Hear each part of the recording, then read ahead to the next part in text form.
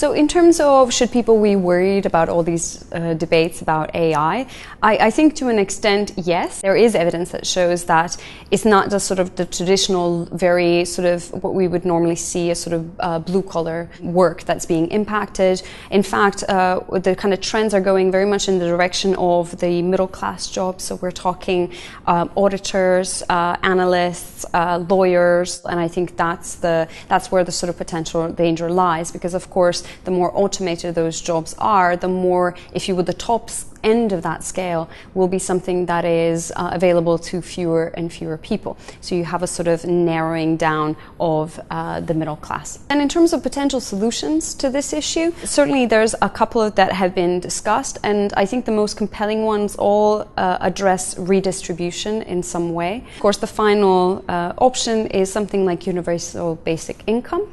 And there the idea is that if businesses were in some way to redistribute some of those gains, either through paying robot tax or paying appropriate levels of tax, those could be redistributed by governments in a way that very much left it to individual citizens to decide what might be the requalifying type of an opportunity for them.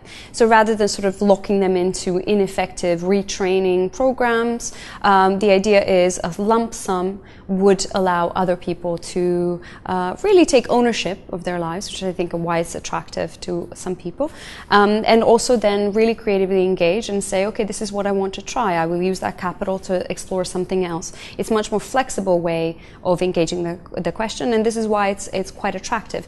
Though, just very finally, this is something that an idea has been around since the 70s, and in fact it was incredibly popular in the 70s in the US. It had broad, across-the-range support, and then other things sort of got in the way.